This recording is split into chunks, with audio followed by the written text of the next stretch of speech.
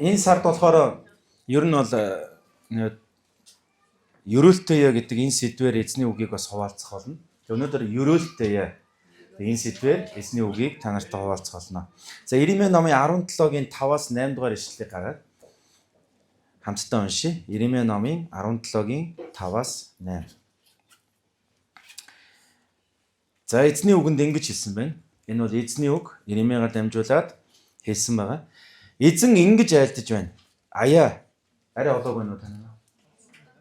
Иремья 17-гийн 5-аас 8. За хамт уншъя. Эзэн ингэж айлдаж байна. Аяа, итгэл нь хүн төрлөختөнд, хүч чадал нь бие махбод руугаа, зүрх сэтгэл нь эзнээс иргэсэндийг нь хараалтайя. Тэрээр цөлдөх бут мэд хөгжил цэцгэлд ирэхэд харахгүй. Харин оршин суугчгүй давс нутагт буюу зилүүд нутагт чулуурхах газарт амьдрнаа. Харин эзэнд итгэдэг, эзэн итгэл найдвар нь байдаг хүн ерөөлтөе. Учир нь тэрээр усны дэргэд таригдсан мод мэт усан урсгалаар үндсээ өргөсгөж халуун шатхад айхгүй. Харин навцсан ногоон ган гачгийн жилдэж тэр түгшихгүй. Үр жимс гаргахаач зогсохгүй гэж хэлсэн байна. Өнөөдөр эзэнд итгэдэг, эзэн итгэл найдвар нь байдаг хүн ерөөлтөе гэдэг энэ үгийг та нартайгаа хуваалцах гэж байна. За эзний үгийг хүлээж авахд бэлэн үү? Асиара чуулган маань үнэхээр сүнс эзнийг тэр одоо хайрлж хүндэлж байгаа зүрх сэтгэл энэ дээр маш олон талаар өсөж байгааг харахтаа пасторууд маш их баяртай байна. Хүүхдүүд маань ч гэсэн эзэн дотор өсөж байгааг харахтаа маш их баяртай байна.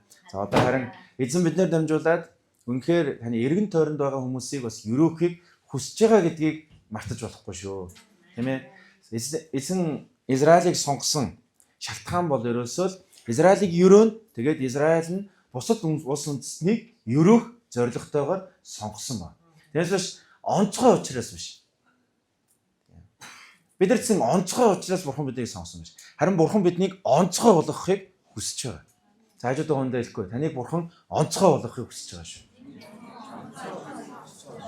Бид нар онцгой учраас сонгогдсон биш. Энэ чухал үг шүү заяа. Харин бурхан биднийг онцгой болгохыг хүсэж байгаа. Израиль бусад улс үндэстнээс онцгой үгүй. Харин бурхантай улс үндэстэн учраас онцгой байхгүй. Тэгвэл бас хаан ч явсан тэд өрөөгдөн. Тэд бурханыгаа л хүндлэх юм бол, тэд бурханыгаа л дагах юм бол өрөөгдөн. Яг бидэрт өгөгдсөн Авраамийн өрөөл бол энэ байхгүй. Бид нар бурханыг л хүндлэх юм бол өрөөгдөн. Та нар санаж бол бурханаар дуудагдсан Авраам тийм ээ. Хаа очсон газараа дахлын ширээ босгоод эзний нэрийг дуудаж ирсэн. Адам Ева хоёр ч бурханаас холдохоор шийдсэн. Тэдний үр удам дотор юу боллоо тийм ээ? Бивинийг аалж, талж маш олон асуудлууд болсон.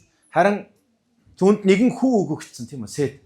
Түүнээс болоод хүмүүс бурханы нэрийг дууддаг болвоо гэж хэлж байгаа. Тэгэхээр бурханыг хүндэлдэг, бурханыг дээдэлдэг тийм газарт л бурханы ерөөл байдаг.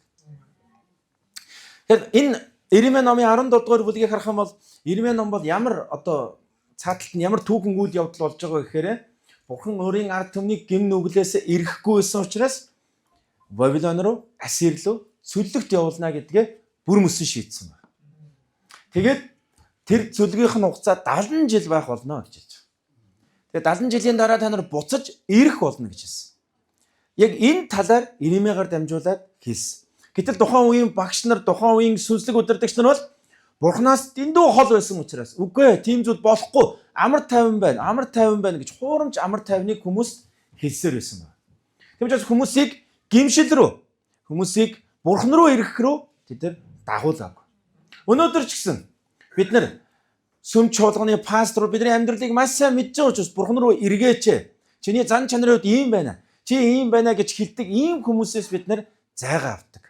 Тэгээ юунд дуртай гэх юм бол бид нар онлайнаар ч юм уу бидний огт мэдхгүй хүмүүсээс гоё сургаал, гоё чих гжигдсэн ийм л зүйлсүүдээр бид нар итгэлээ өсгөх гэж ордог. Бид нар итгэл өсөхгүй. Бидний үр хүүхдүүд гоё багшаас гоё хичээл сонсоод өсдөг байсан бол ашиг гоё юм болох байх. Гэтэл эцэг эхийн тэр дагалдуулалт, тэр тийм ээ тулж ажиллаж байгаагаар л хүүхдүүд өсч хөгждөг шүү дээ. Тэр Иремья бол үнэхээр ард түмэнд таатай зүйлийг яриаггүй. Гэхдээ бурханы хайр тэр дотор байсаар байсан. Бурхан тэр газарт нь цөлөгт явуулсан газарт нь гэсэн хамт байх болно. Тэгээ бурхан хүнийг бүтээгээд үргэлж амийн мод, сайн мөнгө мэдүүлэгч мод чиг сонголтыг бид нар дандаа өгсөөр өгдөг. Яг өнөөдөр энэ дээр яг энэ сонголтыг бас цөлөгт явж байгаа ард түмэнд өгч байгаа. Гимшээгүй ард түмэнд өгж байгаа. Танаа тэр газарт очиод үнэхээр хүн төрлөختөнд буюу тэр өндөр барилга, тэр хаан засаглал, тэр гой юмныг хараад тэнд бурхнаас зүрх сэтгэлээ эргүүлэх юм бол юу болно гэсэн мэт 6 дугаар ишлэлээр цөлдөх бут мэт болно. Хөгжил цэцгэлд ирэхэд харахгүй гэж хэлж байгаа.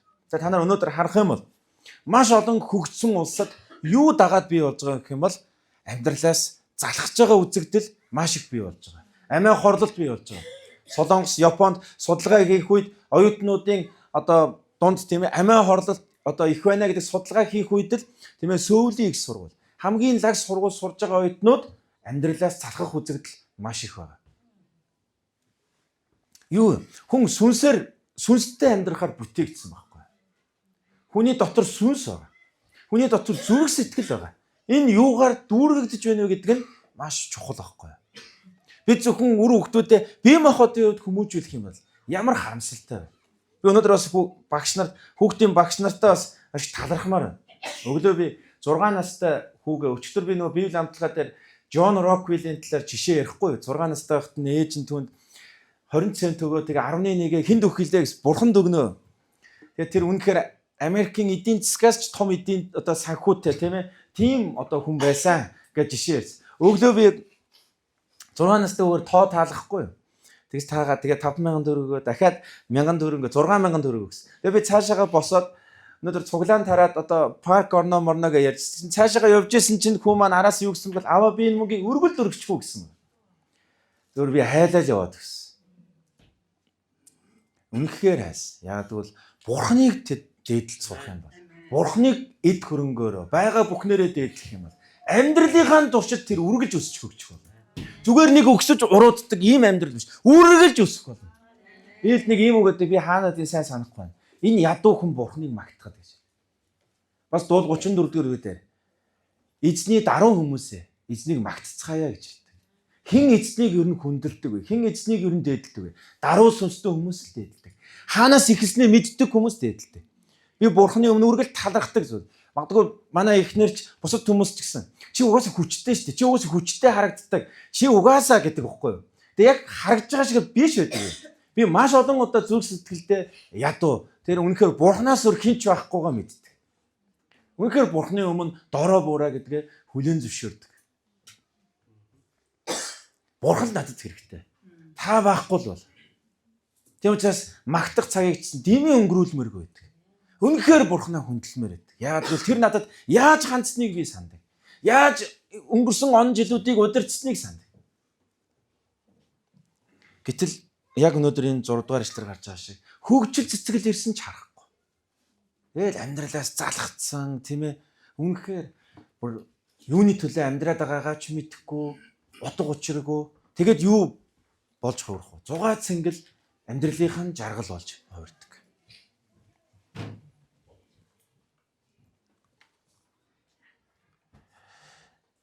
Тэгвэл өнөөдөр энэ дээр хоёр зүйл бид нар зүрхээ хоёр зүйлс хамгаалаарай гэж хэлсэн. Хүн төрлөخت. Энэ бол хязгаартай. Хүний эрч хүч гэдэг бол хязгаартай. Өнөөдөр энэ чуулганд уюуд хамттайгаа учраас бид нар гайхамшигтай бивнээсээ сурах боломж өгөх юм бол бидний залуунаас эрч хүч гэдэг хязгаартай. Бид бас Ахмад үеэсээ тийм ээ хэрхэн даруй төлөв амьдрахыг сурдаг. Бид залуу үеэсээ хэрхэн эрч хүчээ зөв зүйлийн төлөө сурч, хөгжиж, өсгөхөд зориулах вэ гэдгийг сурдаг. Бид нар дунд үеийнхнаасаа тийм ээ амьдрал залхамаар үнэхээр бууж өгмөр санагдсан ч яаж доктортойгоор итгэмжтэй амьдрах вэ гэдгийг сурдаг. Өнөөдөр тийм ээ хүн төрлөختөнд тэгээд өөрийнхөө бие махбод гэж хэлсэн. Энэ хоёроос найдвараа тавиха болгоомжлоор. Бид нар зөндөө өөртөө хүмүүст тавьдаг. Ялангуяа эзэнд үйлчж байгаа бид нар маш амархан тийх боломжтой. Энэ том чуулган. Энэ баян бизнес нэ. Тэм учраас дэмжих байх. Тэм учраас туслах байх гэж боддог. Үгүй. Би нэг илгээлтийн эзэнтэй уулзаад том чуулганы илгээлтийн эзэнтэй хамгийн анх удаага уулзаад жоохон сэтгэлд нь таагүй мэд үг хэлсэн. Гэхдээ тэр нь эргээд надтай сайхан харилцах бас боломжийг өгсөн.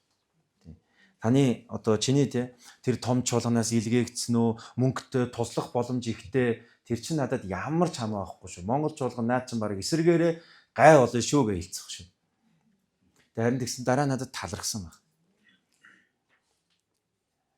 Тэр эд баялаг, хүний олон энэ зүйл хязгаартай, дуустдаг, байхгүй болдог, харагдж байгаа шиг биш байдаг.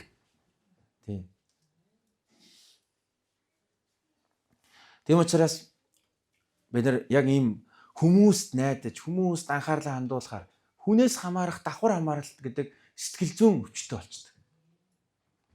Ер нь Монгол хүмүүс маш олон тохиолдолд тэгдэг үстэй. Хүн юу гэж бодож байгаа вэ? Намайг тэр юу гэж бодож байгаа вэ? Хүмүүс ингэж хэлнэ штэ гэх. Тэг би нээс асан. Нэг удаач бодгоо хүн тэгэж бодож ирсний танд хэлж ирсэн үү ер нь? Ер нь чам ингэж боддоо штэ гэх. Байхгүй. Гэхдээ ер нь байсан тэр хүний л бодол. Тийм үстэй. Бурхан намайг хин гэж харж байгаа дээр л бид нар амьдрах нь чухал. Бид нар ер нь хинтээ өөрийнхөө амьдралыг харьцуулах юм. Энэ дэлхий дээр амьдарч байгаа түүхийн хугацаанд амьдарсан бүх хүмүүсээс бид нар өөр. Бие биенээсээ өөр. Бурхан биднийг өөр бахар бүтээсэн. Онцгой бахар бүтээсэн. Ер нь онцгой гэдэг чинь дуураймал байхгүй. Онцгой гэдэг чинь бас хэн нэгнийг дуурайдаггүй л хэлдэг үстэй. Бурхан биднийг онцгой бүтээсэн. Тэгвэл хүмүүс янз бүрийн юм хэлэх үед, дүгнэх үед, шүүмжлэх үед Бурханаас л асуух хэрэгтэй. Бурхан минь ээ. Тэгээ Бурхан надад чи энэ шүүмжлийг хүлээж авах хэрэгтэй. Заримдаа бүү сонс. Энэ бол чиний тухай биш. Энэ бол атаархлын үг. Энэ бол ховж. Тийм учраас үүнийг бүү сонс. Би чамайг ингэж харж байна шүү. Тэгэл бид нар явах хэрэгтэй. Тэгвэл бид нар хүмүүст анхаарлаа хандуулбал өөрийнхөө хүчинд л найдаж эхэлнэ. Та өнөөдөр гоё харагдчих болно. Нэг бүр иш үзүүлэг шиг юм хэлье заяа. 10 жилийн та өнөөдөр шиг харагдахгүй. Та хөгшрөн. Яг л бид нар сул дорой. Бид нар хязгаартай. Өнөөдөр Вавилоны хаанчлал байна уу? Байхгүй. Ромын эзэнт гүрэн Ромын хаанчлал байна уу? Байхгүй. Бүх юм өөрчлөгдөнө. 100 жилийн өмнөх рүү очвол дэлхий шал өөр байсан. Шал өөр засаглал байсан. Дахиад 50 жилийн дараа гэхэд бас юм өөрчлөгдөнө. Гэтэ юу өөрчлөгдөхгүй вэ? Бурхан өөрчлөгдөхгүй. Бурхан таныг хайрлахаар хизээч өөрчлөгдөхгүй. Бүр Йошуа өндөр настай болоод за боли миний одоо амлсан газар оромч гэж юу аах юм зөндөө юм ботсон баг. Йошуа 13 дэх 14 дэх үеийн хамгийн ихний ишлэлээр байна. Гэсэн эзэн гэж хэлсэн. Йошуа өндөр настай бол. Гэвч эзэмшилд авах газар маш их байна Йошуа. Босоод юмаа хийл гэсэн баг. Таныг өндөр настай болсон ч эзэнд хийлгэх юм байгаа. Хөөе дуусаагүй байна. Дөнгөж би ялаар чин дуусчихна гэвэл яах вэ? Олон хүмүүст бурхан тэгж хэлж байгаа.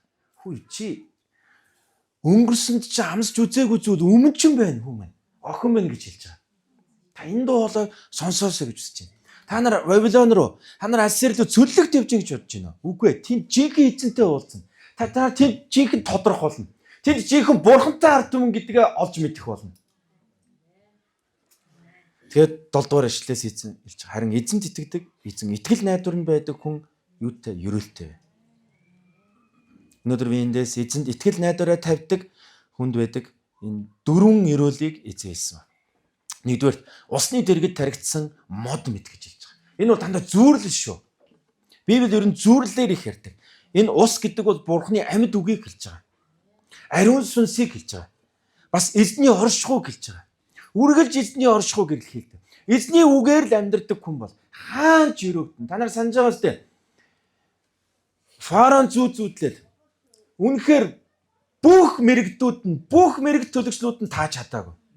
Гэтэл шоронд байсан Йосефийг дуудаад Йосеф хэлэхэд Йосеф юу гэж хэллээ? Би биш ээ. Бурхан тайлдаг юм аа. Бурхан хэлдэг юм аа гэж хэлсэн. Тэгээ юу гэж хэллээ? Сайхан 7 жил ирэх болно. Харин ган ачигтай 7 жил ирэх болно. Бэлдээрэй гэж хэлсэн. Өнөөдөр чинь яг үүндээ Египтэд л тохиолдсон юм биш. Бид нар ч гэсэн байдیں шүү. Бид нар сүнслэг удирлаа харж сурах хэрэгтэй амьдралынхаа. Би ямар удирал дээр явж байна вэ? Миний хүүхдүүд ямар цаг үеийг туулж байна вэ? Би юу хийх ёстой вэ? Бурхан мэрэгэн ухаан өгдөг. Дээрээс. Би танд хэлчихсэн шүү дээ. Амун Ерихогийн цайзыг Израильчууд хажуунаас нь харж байгаа. Харин Бурхан бол дээрээс нь харж байгаа. Бурхан бол өндөр нам Бурханд ямар ч чухал биш. Бурхан дээрээс нь харж байгаа байхгүй. Тийм учраас тэднийг юу гэж хэлсэн? Хамгийн анхны тулаанд тойроод залбир гэж хэлсэн байхгүй. Тойроод залбир.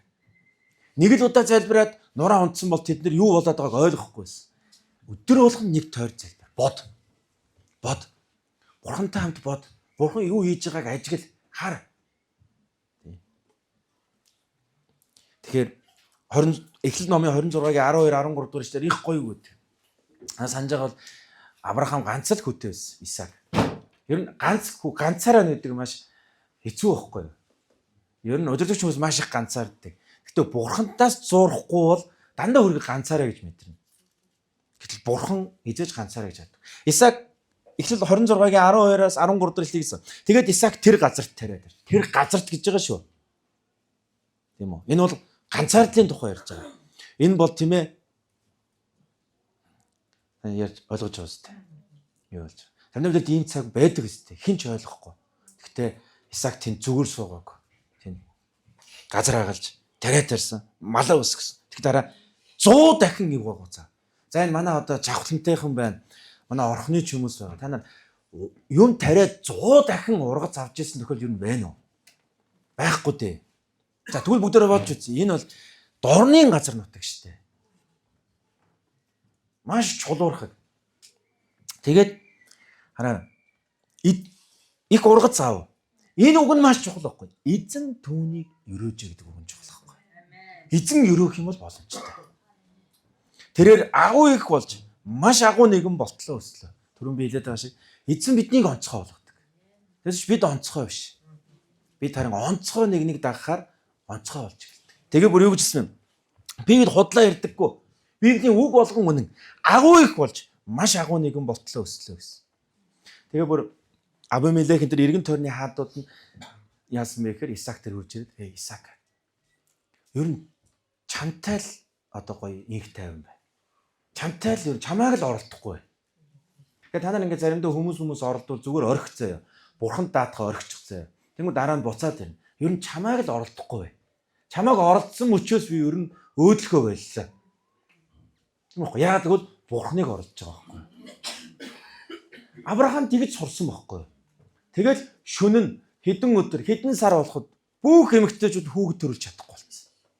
Тэгээ яалаа зүүдэнд нь Бурхан ирээ хэлдэг байсан. Тэгээ Авраам дээр маргааш нь очдөг. Ер нь бол чамааг л оролдсон чинь би дими юм хэлээ. За, хоёрдугаар усан урсгалаар үндсээ өргөсгөж гэж хэлж байгаа. Үндсээ өргөсгсөн. Энэ үндсээ өргөсгөнө гэдэг бол маш чухал. Итгэл нь гүн бат, Бурхантай харилцаанд тасралтгүй өссөн гүнзгийрч байгааг илэрхийлж байгаа. Итгэгч хүн Бурхантай холбоотой байх үед л сүнслэг амьдрал нь эрүүл байдаг. Исая 44:4 дээр тэд усны урсгалын дагуух улиангар мод мэт өвсөн дунд соёолно гэж хэлсэн. Тэр өвсөн дунд хүртэл соёолно гэж хэлж байгаа. Яг тэгвэл усаа чигээ шин тэжил хаанаас авч байгаа вэ? Гүнээс авч байгаа байхгүй.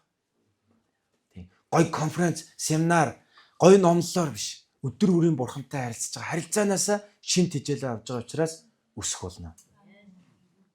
Дуул 1:3 дээр юу гэж хэлв? Урсгал усны дэргэд тарьсан мод мэт адил. Ургацын цагт жимсээ ургуулж, навчсан үл хатнаа. Аливаа үлэн түнд амжилтыг авчирнаа гэж хэлсэн байна. 3 дугаарт халуун шатахад айхгүй гэж хэлж байгаа.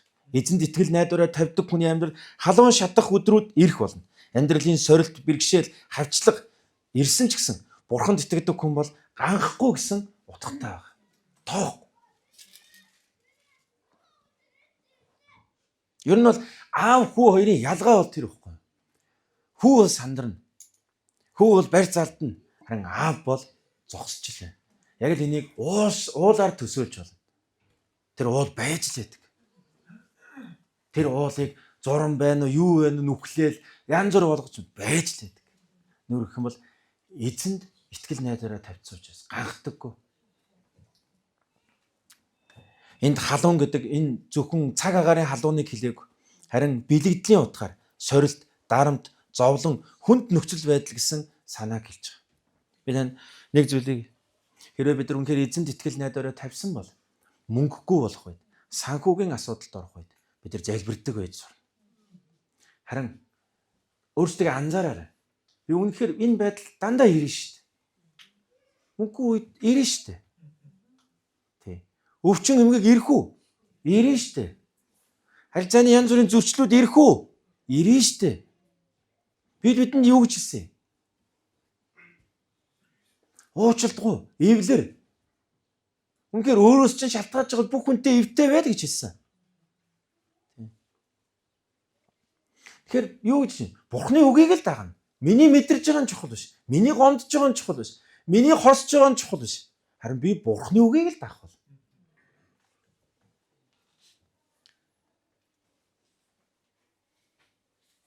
Би уучлаа түрүүн 4 гэж хэлсэн. Би 6 зүйлийг болсон. 4-дүгээрт нь навчсан ногоон гэж хэлсэн. Сүнслэг амьдрал нь эрүүл, шин, амьд хിവэр байдаг. Нэг өрөх юм бол тэр хүний сүнслэг эрүүл байдал нь юугаар харагдаж байдаг гэх юм бол харилцаагаар нь харагдаж байдаг. Үйлчлэлээр нь харагдаж байдаг. Амьдралд идэвхтэй байгаагаар нь харагдаж байдаг. Яагаад гэвэл Бурханаас шин тэжээлээ авч байгаа учраас. Бурханаас үгийг авч байгаа учраас. Би өмнө та нарт бас гэрчлэлээ хуваалцчихсан тийм үү? Жил гаруй өмнө боли үгээ, үйлчлэлээ үгээ, өөр юм хий, явж зүгээр орон нутагч юм заадаг энэ үйлчлэлтэй л анхаарай. Харин Бурхан надад тавина. Би халаалчин дуусч байна. Одоо эхлэх цаг ирлээ гэсэн. Харин ч би өнөөдөр юу гэж хэлж байгаа юм бол дахиж хизээч энэ үгийг Бурханд хэлэхээ байсан. Би тэрнээс хойш зөндөө олон зүйл тулж байгаа. Санхүүгийн, харилцааны маш олон юм тулж байгаа гэсэн. Бурханд би тэрнээс хойш нэг ч удаа боли үгүй чадахгүй юм байна гэж хэлж байгаа. Ер нь пастор хүний хувьд, номлодог хүний хувьд гэр бүлтэйгээ, их нэртэйгээ хин нэгэн хүнтэй зөрчилдчихэд номлоно гэдэг амархан байдаггүй байхгүй. Тэгээ маш хэцүү байдаг. Гэтэ яах ёстой? Бурхны үгийн дагуу л шийдэх ёстой. Уучлалт гуйх ёстой, даруй болох хэрэгтэй, тийм ээ? Бурхны өмнө очиод Бурхны өмнө мөхөс сул доройгоо хүлээн зөвшөөрч Бурхны тусламжийг гуйх хэрэгтэй. Тэгжиж л Бурхны нэгүсэл дотор босон зогсно. Бүгдээ хамтдаа хэлцгээе. Би эзний нэгүслэр амьдарч байгаа. Хажууд байгаа хүндээ хэлэхгүй юу? Тийм ээ, та эзний нэгүслэр амьдарч байгаа шүү. Хүн ер нь Бурхны өмнө гимшдэггүй, бусдаас уучлалтгүйдгүй хүн бол бардамналд итгэдэг. Яг л бид нэр төгс биш. Хүн ер нь өөрийнхөө ингээд өөрчилж чадахгүй алдаа дутагдлаад автчихаараа бухимдаж, гимшихгүй болж, зүрхээ хатууруулна гэдэг бол бардамнал гэж. Бид нар мэдхгүй, хизээ хүртэл алдаж бүдрэхийг мэдхгүй.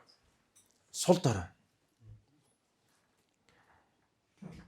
5 дугаарт нь ган гачгийн жилд түгшихгүй гэж хэлсэн.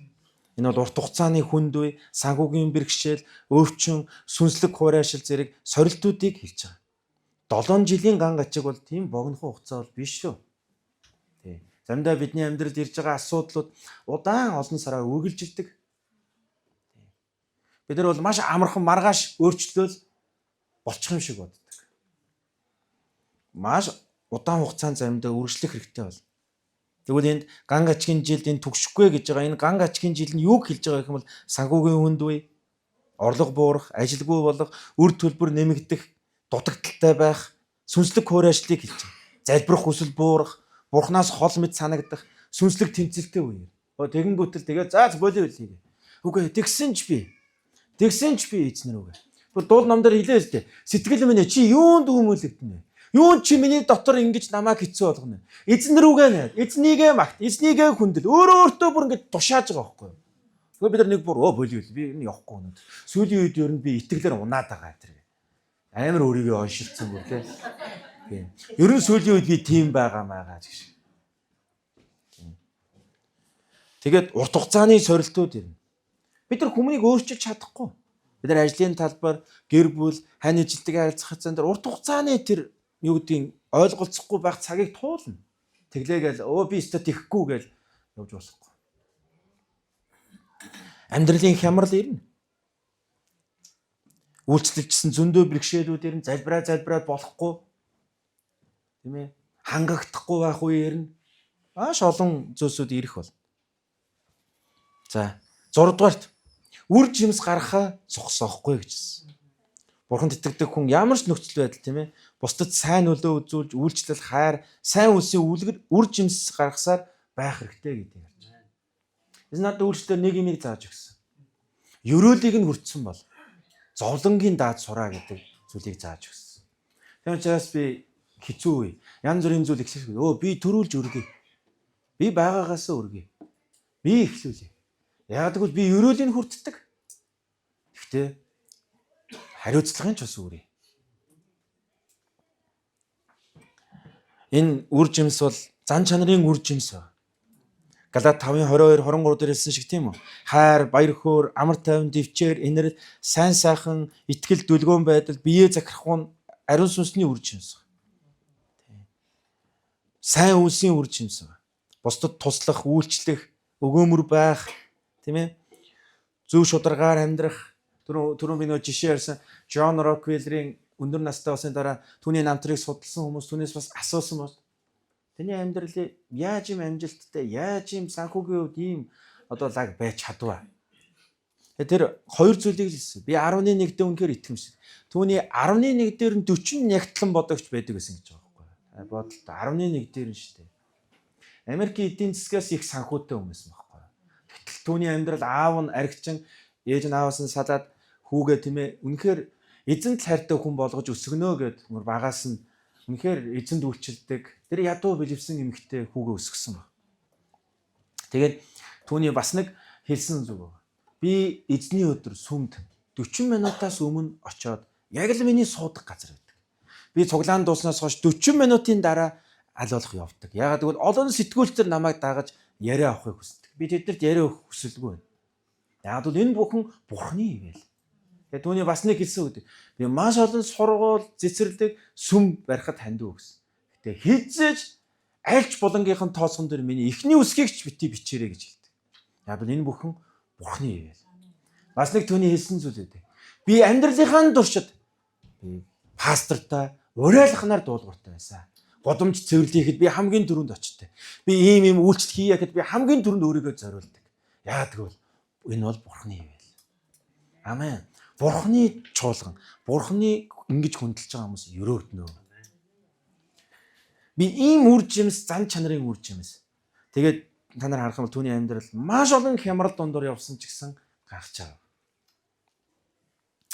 Сайн мэдээг хүмүүс туваалцаж, Христ рүү хөтөлж.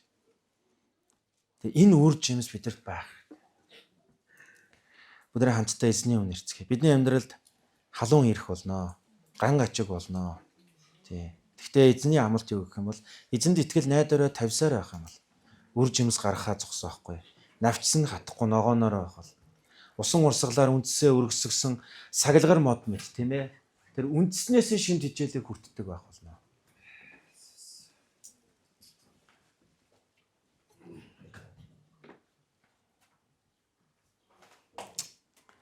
Бусад үзүүлэх нөлөө чинь өссөөр байх. Бүгд энэ цаг мөчид залбирахдаа яг л Йосефийг санацгаая. Йосеф Потифарт үнэхээр гомдомоор байсан. Потифарын эхнэрийг үнэхээр хорсмоор байсан. Тэр түүнийг мартсан далахчныг тэр мартмаар үнэхээр бүр хорсож үзэн ятмаар байсан баг. Гэтэ та нараа фараоны өмнө очиод хэлж байгаа үгийг санаарай. Эзэн энэ үзэгдлийг тайлт юм аа. Эзэн мэдт юм аа. гэж хэлж байгаа байхгүй. Нэр их юм бол эзэн итгэл найдвараа тавьж байгаа хүн хүндж хорсдоггүй. Яг бол хүн бол сул дараа. Хүн бол мартдаг. Хүний тусламж бол хязгаартай. Би ч өөрөө тийм байхгүй. Тэгмээс Йосеф бүрэн эзэнд анхаарлаа хандуулсан. Бүрэн эзнийг тэр дээдлсэн. Тэгэхээр ах トゥ ус. Танаар дамжуулаад Бурхны хийх ажил бол агуу ажлууд байгаа шүү. Хинэгний амьдралд үзүүлэх үр нөлөө. Хинэгний амьдралд Бурхан хийхийг хүсэж байгаа ажлууд үнэхээр байгаа шүү. Та санаж бол яг энэ цөллөгт явсан хүмүүсийн жишээ бол Даниэл болон түүний найз нөхд байна. Тэд хааны амттан шинтнээс хүртэж бие бузрахгүй гэж сэтгэлдээ шийдсэн байна.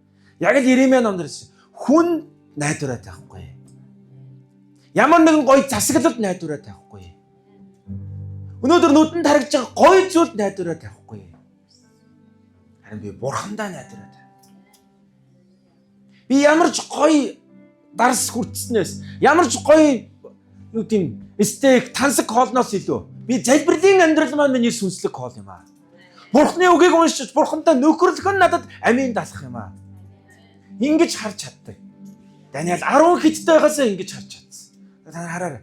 Даниэлийн үед маш олон хаан засаг өөрчлөгдсөн. Мед Перс зөндөө хаадууд өөрчлөгдсөн. Тэр үед тэр өөрөглж өссөн дэвцэр. Бүр 120 аймгийн захирагч болж.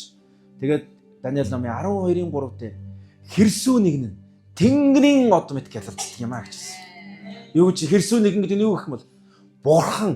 Тэг хэрсүү хүн гэдэг бол өнөөдөр нүдэнд харагдж байгаа хардаггүй байхгүй. Цаадахыг харж чаддаг хүн. Энэ бүх зүйл бурханы моторт атгастай байгаа шүү. Бурхан оршин тогтоож байгаа шүү. Бурхан шүүдэг шүү. Бурхан шагнадаг шүү. Бурхан харж байгаа гэдгийг мэддэг хүнийг хэрсүү хүн гэж хэлж байгаа. Баярлалаа Иесус ээ.